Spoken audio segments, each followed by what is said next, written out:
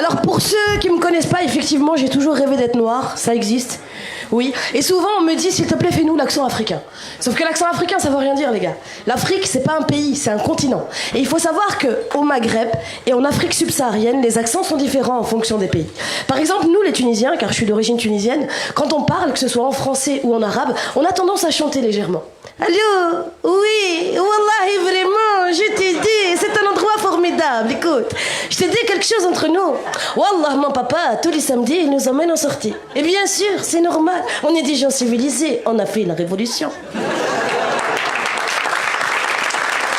Ensuite, il y a les Algériens. Alors les Algériens, quand ils parlent, peut-être à cause de leur histoire, ont un côté légèrement plus virulent. Ah, la balle! Il y a beaucoup de Tunisiens, ils viennent chez nous, en Algérie, car en Algérie, il y a tout. Ensuite, il y a les Marocains, que vous connaissez un peu plus ici. Les Marocains, chaque fois qu'ils te parlent, on dirait qu'ils vont te frapper. Tallah frasak, qui veut dire littéralement, prends soin de ta tête. Moi, le premier Marocain qui m'a dit Tallah frasak, j'ai dit toi-même, laisse-moi tranquille, arrête. Ensuite, pour passer à l'Afrique subsaharienne, il y a les Maliens. Les Maliens, quand ils parlent, ils sont très souriants, ils ont le visage illuminé, ils ont un côté très généreux, ça donne. Bonjour, monsieur. Sawa, alhamdoulilah. Ton papa, sawa, alhamdoulilah. Ton maman, sawa, alhamdoulilah. Ton deuxième maman, sawa, alhamdoulilah. Ensuite, il y a la Côte d'Ivoire. Alors, les Ivoiriennes, elles ont du caractère, du tempérament. Quand elles parlent, elles sont très exubérantes. La dernière fois, il y en a une qui traversait rapidement la rue à Paris. C'est un Parisien qui s'énerve. Mais madame, avancez, dépêchez-vous, vous bloquez le passage. Je n'avance pas, y'a quoi? Je n'avance pas, tu vas faire quoi?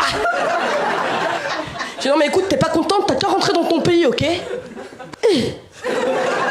On va rentrer chez nous quand vous allez nous rendre ce que vous nous avez volé.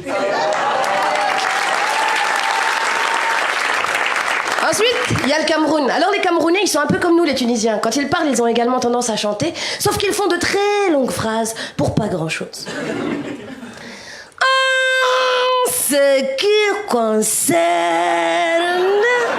les conflits qui se sont précédemment produits à l'intérieur même de ce café. Tu dis mon frère, tout ça pour dire ça?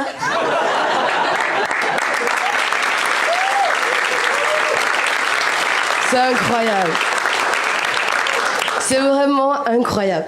Un jour, il y a un type qui vient me voir à la fin de mon spectacle, il me dit hey, je comprends pas quoi. Je comprends pas, tout le monde s'en prend plein la gueule, mais nous les Français, tu parles pas de nous. Je dis mais moi je voudrais bien parler de vous. Le problème c'est que j'ai grandi dans le 9-3, des Français il y en avait pas. Ben, le dernier que j'ai croisé, il date de 1987. Bon non, j'exagère, il en reste 2 ou 3 en bas du bâtiment, ils attendent leur CPAS, comme on dit ici, leurs aides sociales. En bas du bâtiment, ils ont le visage tout rouge, une canette de bière à la main. Tu vois, limite, t'as envie d'aller les voir et dire t'inquiète pas, toi aussi, un jour tu pourras t'en sortir. Alors du coup, il fallait que je trouve quelqu'un de qui parler, et un jour, j'en ai croisé un, avec qui ça a bien accroché. Il est grand, il est roux, il a un autre handicap, c'est qu'il est ch'ti. On a dû s'entendre parce que ses parents aussi, comme les miens, devaient être cousins germains, ça nous faisait un point commun, tu vois. Alors un jour, il m'invitait chez lui, un jour, je l'invitais chez moi, jusqu'à ce qu'il m'invite à son anniversaire dans sa petite province d'Asbrook. Et comment dire, c'était la première fois de ma vie que j'allais à un anniversaire de franco-français. Dans une espèce de grange, ils avaient mis de la musique paillarde. Il y avait une grande table qui était remplie d'alcool, une autre qui était pleine de charcuterie, pas halal. Ils ont fait une grande ligne comme ça, ils se tenaient tous par les coudes, ils m'ont chopé avec eux, et ils chantaient un truc du genre Pan, pan, pan, je lui mettrais bien une cartouche, pan, pan, pan.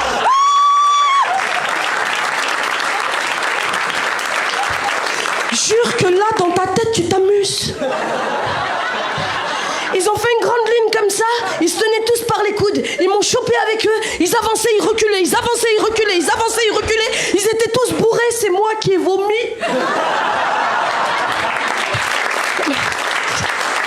Non mais Giovanni, je veux bien essayer de comprendre ta culture, hein, mais il faudrait que tu me donnes les codes.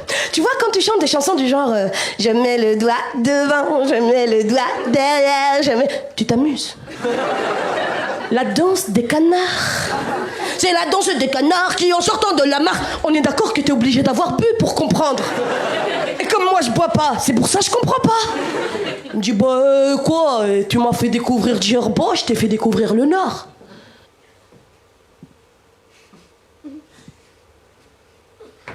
Mais ça vaut pas.